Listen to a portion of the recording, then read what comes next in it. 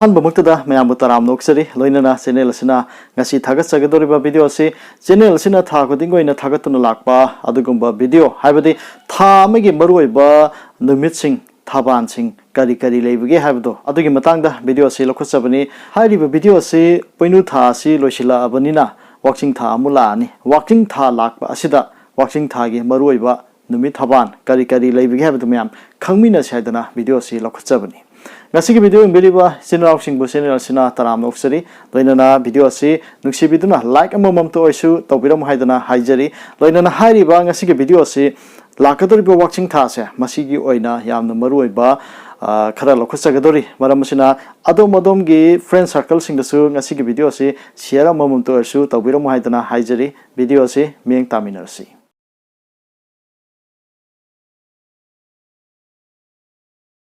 Maite Equigina, Ta Tarani Twilay Vasida, Yam the Marui Bata, Ama Habitaragadi, Wakching Tasini. Madudi Kanagumba, Mio Yamana, Mahaki, Imungun Shakotsage, Nungai Jage Habitaragadi, Heidi be watching Tasya, Munna Kambam to Garigino Habamatamda, watching Tasida, Aquini Yam the Luna Kanaba, Yam the Luna Losaba, Dukumba Laya Moiriba, even Imuinu, Mahaki Tane. Watching Tasi, Yaurakle Mamang de Gihona.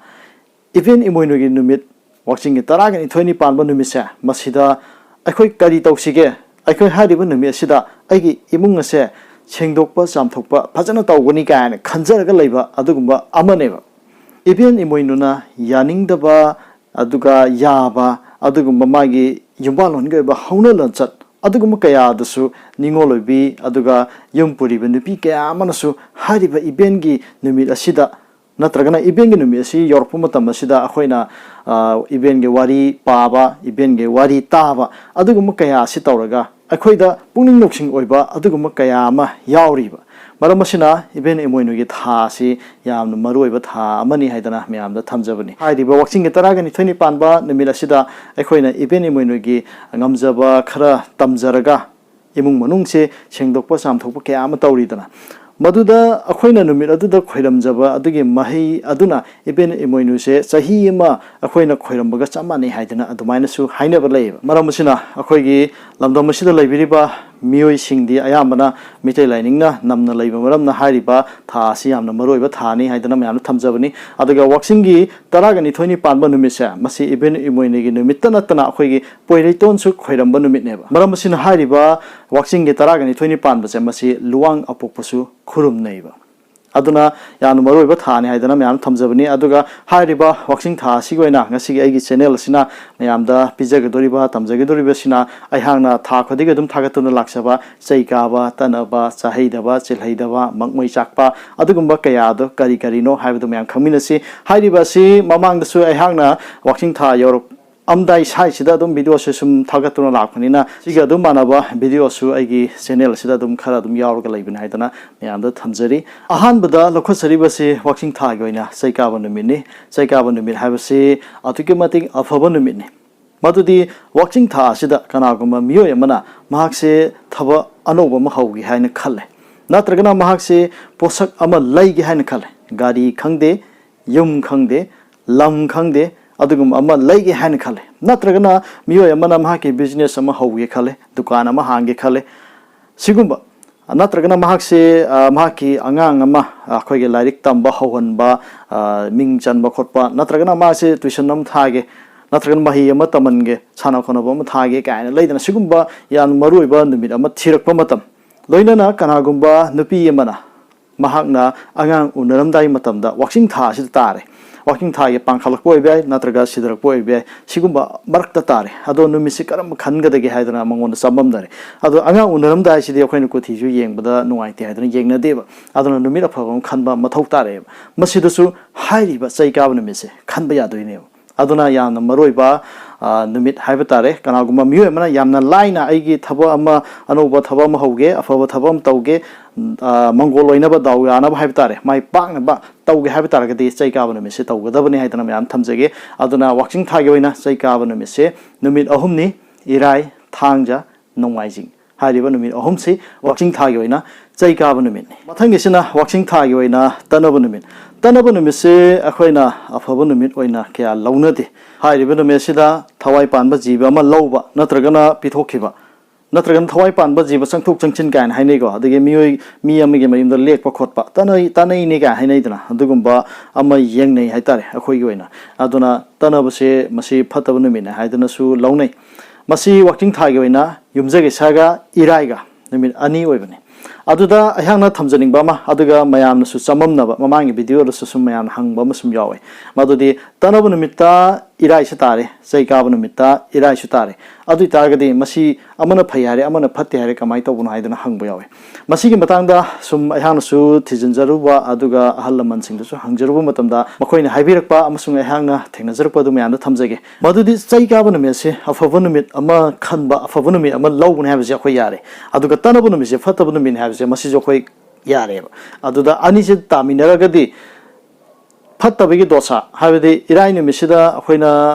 फत्तबा ओइगदबसे मसी चै काबा तारम्बा मरमना फत्तबगी दोसासे कोए हाइदन हाइबिरमेबा हाबदि फत्तबगी मागी percentage के येंगफदा चै काबा येंगनाफा मतम चै काबन हेना ngamna चटपा हाइतारे नुमिसि यामना फत्तबा ओइरगसु चै काबा नुमि पुतारमाबा अदुम फै हाइदन अदुम लौवे अदुनि हाइदन म्यामना थमजगे मथंगिसिना मकमै चाकपा थबान मंगमै चाकपा थबान से अहांगनसु आइगी वीडियो सिदा सुम लखोचबनी मसी यामना लुबा थबान अमनी हाइदना म्यामदा थमजगे हाइरिबा थबान सिदा कनागुमा मिय अमगी अफबा थबम तौगे तौबदा मसी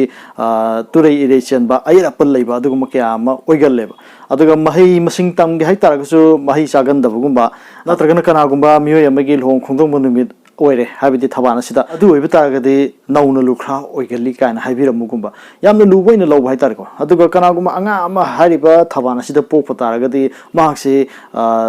बरै याम कनबा अदुगुम्बा अंगा अमा ओइबा नत्रगना अखोइगी अंगांगसि पोगसु हिंगंदबगुम्बा अदुगुम्बा हाबिदि अनायकुम्बा खरा यावगनबगुम्बा नत्रगना मसिंग फत्तबा अंगा अमा ओइबगुम्बा अदुमाइना ओइगनी हाइदना हाइबिरमेबा मसी अहान हाइबना सदेको अहानसु सुम थेंगनजरकपा अहलसिंगदगी पौता खर लौजरगा लाइकता सुम थेंगनरकपा अदुगुम्बा अमनी अदुना मसी लखोचबनी मसीसु अदुम अखोइना सुम येंगुबा मतमदा अदुम अयाम अदुम चुम्बा याविको वाक्चिंग थागी ओइना मंगमुइचाकपा थबान असि 12 पानबा अमसुम 28 पानबा हाइरिबा थबान अनि असि मंगमुइचाकपा थबानी लोइनना मथंगी वाक्चिंग थागी ओइना अहांगना थमजगदरिबसि थासी माइके थासी माइकैसे अदुम अखोइना कैलेंडरदा कैदसु दुम थेंगनरंगन हाइतारे अदो थासी माइकैसे करिनो हाइबा मतमदा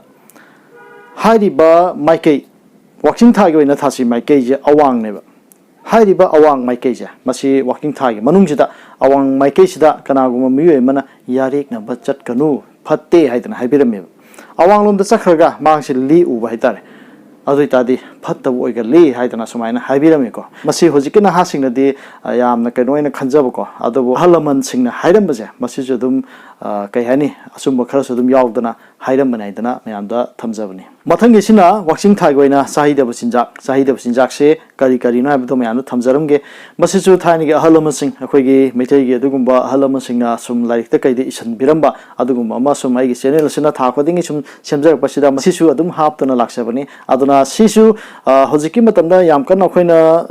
ngang sanadragasu kanagum khade dum sanaba yauriko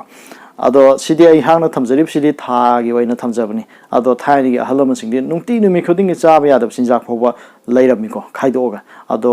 madumati sum kanoma sat khradra haidana hangna sum thagi waina sigumba ngaktum thambiramaja masi kharadi khangjinba phagadra haidana sumaina sum thamjabani watching thagi waina sahidaba sinjase usoine soijinne tengnong manbine hairiba ahumasi sahidaba chinjakni haidana haibirami loina na mathang gesina chilaidaba lai haitare lai se hosiki matamda lai chinade ayamba napi amatta lai chinadre lai je lai dugi mohotane akhoina sana sinaraga lai lai na maming palai se adugi kanoniko mamangi de akhoina lai simok chilami haitare aduna hosiki matamda lai chindraga su masijo akhoina sum khangjinba yaba habiti kanaguma mi amna lai tin khoiramba matangda lai ge sinjaluba lai de kalakpo kholakpa dum chiluba kholuba sudum yaudaba nateba adu kanagum khara amna pamjadana sum luba adum yaudaba sunate lai chenbigi matungina ahyan sudum hai mamang ko lai chenbigi matungina nupi asi mapu palabani pandribani kain khangnaribani yeta chilgana mapu palabani ꯄꯣꯏꯗ ꯆꯠꯂꯒꯅ ꯃꯄꯨ ꯄꯥꯟꯗ꯭ꯔꯤꯕꯅꯤ ꯍꯥꯏꯕꯁꯤꯐꯥꯎ ꯈꯪꯅꯔꯤꯕꯅꯤ ꯃꯃꯥꯡꯒꯤ ꯃꯇꯝꯗ ꯃꯁꯤ ꯑꯃꯔꯣꯝꯗ ꯌꯥꯝꯅ ꯐꯖꯕ ꯑꯩꯈꯣꯏꯒꯤ ꯃꯩꯇꯩꯒꯤ ꯑꯣꯏꯅ ꯆꯠꯅꯕꯤ ꯍꯥꯏꯕ ꯇꯥꯔꯦꯀꯣ ꯑꯩꯈꯣꯏꯅ ꯌꯥꯝꯅ ꯂꯥꯏꯅ ꯈꯪꯍꯟꯕ ꯑꯗꯨꯒꯨꯝꯕ ꯑꯃ ꯄꯤ ꯍꯥꯏꯇꯥꯔꯦ ꯍꯥꯏꯕꯗꯤ ꯃꯤꯑꯣꯏ ꯑꯃꯅ ꯃꯥꯁꯦ ꯂꯩꯁꯦ ꯌꯦꯠꯂꯣꯝꯗ ꯆꯤꯜꯂꯝꯃꯒꯗꯤ ꯃꯥꯁꯦ ꯃꯄꯨ ꯄꯥꯜꯂꯦ ꯍꯥꯏꯇꯥꯔꯒꯗꯤ ꯃꯉꯣꯟꯗꯒꯤ ꯃꯤ ꯅꯨꯄꯥ ꯑꯃꯅ ꯃꯤꯌꯦꯡ ꯀꯥꯔꯟ ꯆꯪꯒꯗꯕ ꯁꯤ ꯆꯪꯉꯣꯏꯗꯣꯏꯅꯦꯕ ꯉꯥꯛꯊꯣꯛꯄ ꯑꯃ ꯄꯤꯔꯤꯅꯦꯕ ꯂꯩꯁꯤꯅ ꯑꯗꯨꯅ ꯌꯥꯝꯅ ꯐꯖꯕ ꯆꯠꯅꯕꯤ ꯑꯣꯏ ꯑꯗꯣ ꯍꯧꯖꯤꯛꯀꯤ ꯃꯇꯝꯗꯕꯨꯗꯤ ꯆꯠꯅꯗ꯭ꯔꯦ ꯑꯗꯣ ꯃꯗꯨꯃꯛ ꯂꯩꯔꯝꯕꯗꯨꯅꯁꯨ ꯆꯤꯟꯕ ꯌꯥꯗꯕ ꯊꯥ ꯈꯨꯗꯤꯡ ꯑꯣꯏꯅ ꯃꯁꯤꯁꯨ ꯊꯝꯃꯝꯕ ꯑꯣꯏꯒꯗꯧꯔꯤꯕꯅꯤ ꯍꯥꯏꯗꯅ ꯃꯌꯥꯝꯗ ꯈꯪꯍꯟꯖꯔꯤ ꯃꯔꯝ ꯑꯁꯤꯅ ꯆꯤꯟꯕ ꯌꯥꯗꯕ ꯋꯥꯛꯆꯤꯡ ꯊꯥꯒꯤ ꯂꯩ ꯑꯁꯤ ꯂꯩꯔꯤ ꯑꯃꯁꯨꯡ ꯂꯩꯁꯪ ꯍꯥꯏꯔꯤꯕ ꯂꯩ ꯑꯅꯤꯁꯤ ꯆꯤꯜꯍꯩꯗꯦ ꯍꯥꯏꯗꯨꯅ ꯍꯥꯏꯕꯤꯔꯝꯃꯤ ꯃꯁꯤꯅꯤ ꯆꯦꯅꯦꯜ ꯑꯁꯤꯅ ꯈꯔ ꯇꯥꯁꯤꯟ ꯈꯣꯝꯖꯤꯟꯖꯔꯒ ꯑꯩꯒꯤ ꯌꯦꯡꯕꯤꯔꯤꯕ ꯑꯩꯒꯤ ꯁꯕꯁꯀ꯭ꯔꯥꯏꯕꯔ ꯑꯩꯒꯤ ꯚ꯭ꯌꯨꯋꯔꯁꯤꯡ ꯍꯥꯏꯇꯥꯔꯦ ꯃꯁꯤꯒꯤ ꯚꯤꯗꯤꯑꯣ ꯑꯁꯤꯁꯨ ꯉꯥꯏꯕꯤꯔꯝꯒꯅꯤ ꯈꯜꯂꯒ ꯚꯤꯗꯤꯑꯣ ꯑꯁꯤ ꯂꯧꯈꯠꯆꯕꯅꯤ ꯚꯤꯗꯤꯑꯣ ꯑꯁꯤ ꯍꯧꯕꯗꯒꯤ ꯂꯣꯏꯕ ꯐꯥꯎꯕ ꯌꯦꯡꯕꯤꯔꯤꯕ ꯏꯆꯤꯜ ꯏꯅꯥꯎꯁꯤꯡꯕꯨ ꯆꯦꯅꯦꯜ ꯑꯁꯤꯅ ꯑꯃꯨꯛꯀ ꯍꯟꯅ ꯊꯥꯒꯠꯄ ꯐꯣꯡꯗꯣꯛꯆꯔꯤ ꯃꯇꯥꯡ ꯁ꯭ꯋꯥꯏꯗ ꯚꯤꯗꯤꯑꯣ ꯑꯁꯤ ꯂꯣꯏꯁꯤꯟꯖꯔꯒꯦ ꯀꯪꯂꯩꯄꯥꯛ ꯏꯃꯥꯅ ꯌꯥꯏꯐꯔꯦ